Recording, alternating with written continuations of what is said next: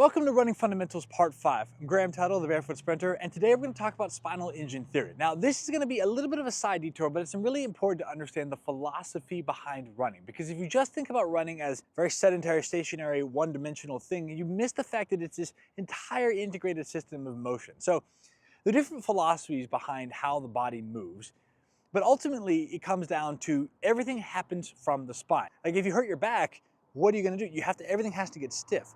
And what you notice is that people that have stiffness in the spine, they have to swing their arms and legs more widely to be able to make up for the fact that their spine can't move. If you want a fun little people watching thing, pay attention to people as they walk. People that have this natural saunter and this natural gait, they have a rotation as their spine coils and their hips and their shoulders start to just move in this oscillating pattern. Kind of like a snake or a lizard or any type of a leopard that walks. There's this natural suppleness. But people who've gotten stiff and their back no longer moves, they've had a surgery or a disc issue, they start to walk and their spine doesn't move, but they swing the arm and legs much further. But that just goes to show that everything happens around the spine. What you notice is that a lot of people will teach in this very one-dimensional motion where they think I have to do A skips, and I have to do B skips, and I have to run, and everything is like kind of a goose step where I'm very straight in one direction and my body is stiff. If you learned how to run on a treadmill, or if you learn how to run by looking at pictures of people, and you look at kinematics displays of people from the side, like you're thinking about it like a robot, it makes sense. Because if you think of the body as limbs that have leverages and they bend at fulcrums, like a very biomechanical perspective, you miss this coiling hydraulic capacity of the spine to create motion as the shoulders and hips oscillate around. Ultimately, the most important part that you need to understand is that if you want to run and be smooth and light, you have to get the shoulders and hips to oscillate. There is a smooth dance-like motion to this that starts whether you're running slowly or you're scaling up to highest sprints. That's why so many people study the 100-meter sprint in the Olympics as a test to see how the body moves. Because if you're looking at the highest level of output, you're going to be able to see the smallest little variations exaggerated. So if you want to learn about the car driving or the output of a car, you go and you watch drag race or F1 because you can see the specifics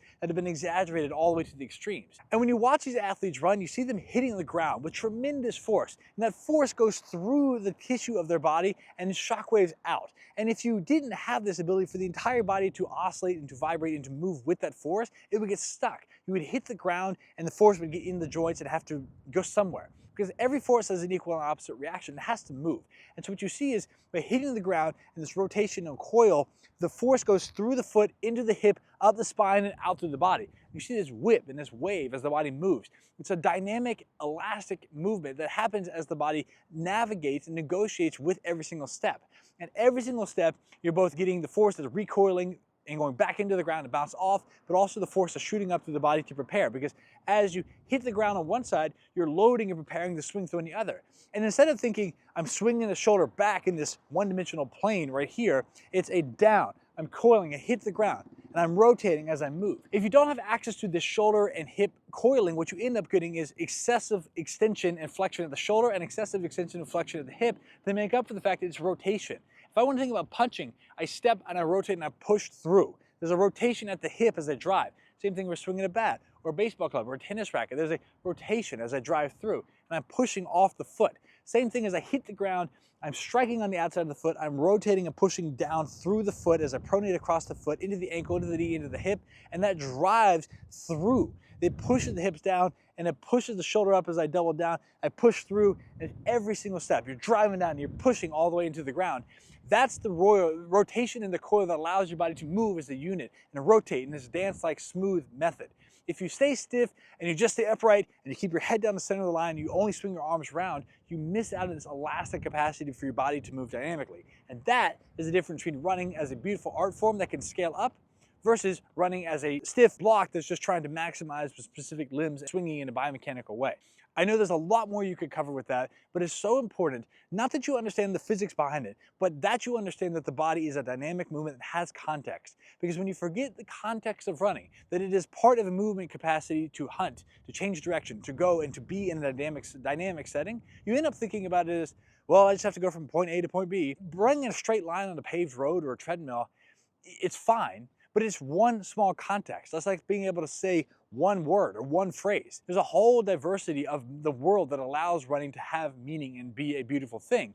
So if you forget that you need to be able to run to decelerate, to change direction, to jump, to spontaneously turn around and to shift, to have your head move and have your body accelerate. And if you forget that running is one part of this dance of movement that is a negotiation with the world around you, you end up thinking about it in very plain terms, which is, how do I maximize for one specific thing?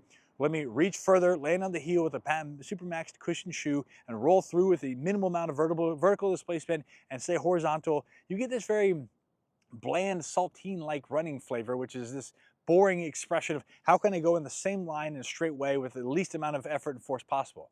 But running is not like that. Running is a beautiful expression of how you can explore and explode and move and run and fly in the world. And that's what the spinal engine theory opens up for you, because you see your body as this dynamic, coiling, vibrant system that is responding to the forces and using those to propel forward. And there's no better example of that than the plyometrics we're going to talk about next, which is the essence of being able to hit the ground and be springy and light and bouncy and run fluidly at any pace, any distance, any terrain. That's in part 6. See you there.